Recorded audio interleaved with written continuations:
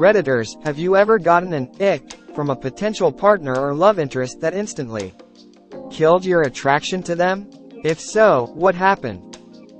The way they chewed food, it wasn't just loud, they seemed to swish it around in their mouth, first face vomiting. They started calling themselves poor before humble bragging about making $200,000 a year and owning 2 houses that their parents bought for them. Overconfidence. Had one guy who I was on a first date with. He was nice enough at first.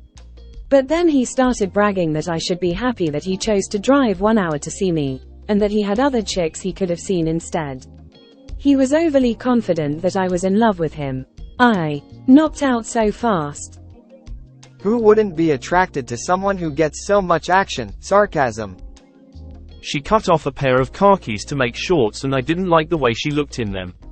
Killed the relationship early on, like the 3rd date.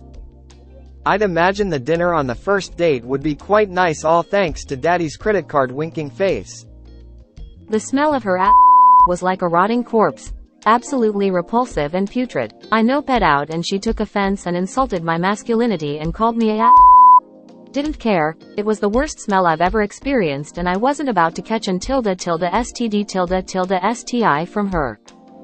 First date with a guy who mentioned hooking up that night while I was talking about something else and I continued speaking to finish my sentence. He immediately asked if I was ignoring because I didn't stop speaking to acknowledge his inquiry for. We were going to a wedding of one of my best friends and she began to talk about immigrants were stealing their jobs. I told her, "You do realize I'm an immigrant, right?" And she replied, "You don't count. You're one of us." The I was years ago. I legit don't remember how she got home that day. I didn't drive her back and she was gone before the night ended. Found out he was running for the local school board because he thought that minorities were overrepresented in history lessons. He literally wanted to make history wider. She'd never changed her bedsheets in the year she'd been at her apartment, and the previously grey carpet had heavy brown track marks. Swamps of Dagoba. Funk house. Stepped into a smell, can't describe it. George Clinton would complain about as I was sitting on the couch. Noticed gnats everywhere. Looked over at a window and there were thousands living and dead in the sill. Tried to throw away a soda bottle. Hundreds more swarmed up from the pile of dirty dishes in the sink. That was enough for me. Making spills, messes and leaving it for long periods of time without cleaning it up. Like months. The screaming and flailing like a little kid for hours over a broken phone. She would make up her own names for food at restaurants and try to order them. No, it wasn't part of some joke. Example. When ordering Cinnabon Delights from Taco Bell, she would say, "I want bonbons." Edit. My problem isn't with people having nicknames for food, my issue is making people who are taking your order decipher what you're trying to say. I genuinely knew a girl who had 0 health education and didn't know she had BV and that she didn't have to smell bad, and she'd heard way too many jokes about fish smell and thought she was just unlucky and that some women just smell like that naturally.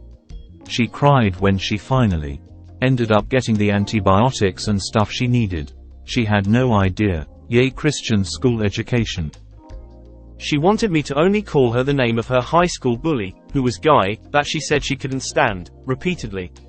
Too much to this happened like 5 years ago. I was 23 at the time and didn't really know much about dating except for what I learned in high school and was just coming to accept my sexuality. I admit, when things started to get intense I should have ended it, but I got out.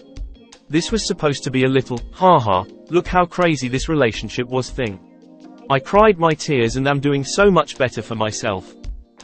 They invited me over for dinner, and to clean the table they just slung the food off the plates across the kitchen floor for the pack of dogs they had to fight over. I went on a date with a guy who loved showing how wealthy he was. We went to a carnival and he was pulling cash out of the ATM as I stood away somewhere close by. He pissed me over and was like, "Check it out." He had a whole 4K in his account, fearful face. Then later in the date he showed me text messages between him and his mother where he was bragging about me being fat, and his mom was like, "Get it?" Like I noped out. He would message me constantly after that. Weird to add. No, he didn't grow up poor. I did. Yes, 4K isn't a lot to most. But I was 19/20ths when this occurred, and like as many of you have pointed out, 4K is a lot of money to a poor person. That's why I called him wealthy, haha, but the texts between him and his mom are the part that weirded me out the most. Guess I should have led with that. Haven't thought of it in a while. Lol. Also, thanks for the laughs. Maybe not instantly killed, but a really lovely woman telling me in a sincere voice that she loved me. 3 to 4 hours after meeting her.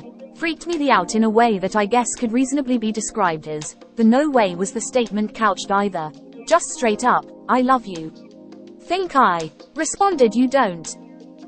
She was best friends with another girl who she constantly spoke about when said friend wasn't around. I have an intermittent crush with a friend of mine.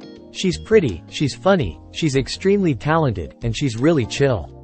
She also has ADHD and her house is messy, and downright dirty. Especially her. I'm falling for her again and I go visit her for whatever reason, and see her house, my feelings die.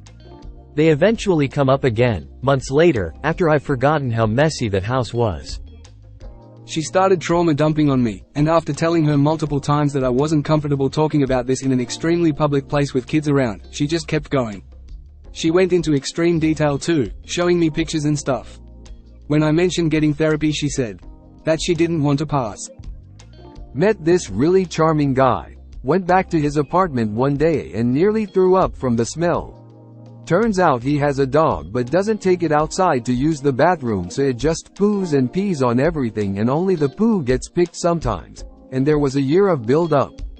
I had taken my shoes off at the door and I deeply regret that, and there's more. But that was the grossest of, since people are asking about the more.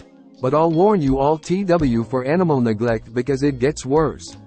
I live in a pretty isolated area, so I started online dating because it was my only reasonable option. Met this guy. It was a long-distance situation. We met up in person a few times and had been talking for months at this point. I had the self-esteem of shell-less snail and he was a manipulative narcissist, so it took me way too long to realize I could do better. But anyway, by the time I'm in his apartment that first time, I'm a few months into this relationship and I've just taken off work for a week and flown down to see him. Why do I regret taking my shoes off? Because a few steps in and my socks are already soaked in dog. I screamed and yanked them off, stepping barefoot into what I thought would be sweet relief of clean kitchen tiles, but no, oh sweet, it was tacky. The kitchen floor was tacky with dog. Like stepping in a fly trap. He ran and grabbed his vacuum, apologizing profusely while I leapt across the floor back to my shoes. Looking around, I see the edges of the walls near the floor are stained a sickly brown and there's stuff piled everywhere. I can hardly pay attention though because the smell is making me nauseous. So I end up getting a hotel for the week.